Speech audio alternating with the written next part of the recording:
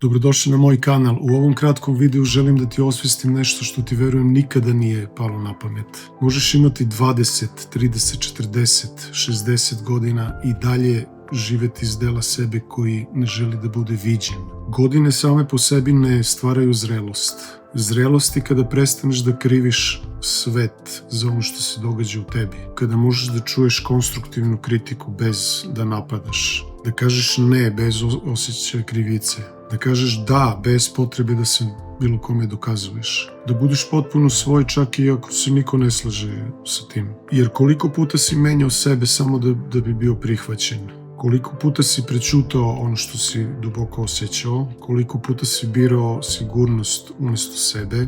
Kad biraš sebe počinje unutrašnja sloboda, a nekad pokušavaš da budeš neko drugi. Da bi konačno počeo da živiš sebe, moraš da uključiš glavni prekidač u sebi. Ako ti je ovo kliknulo, zaprati kanal za dalji rast i razvoj. Za sva pitanja imaš komentare, a ako te zanima šta je glavni prekidač, pogledaj link u opisu videa. Idemo!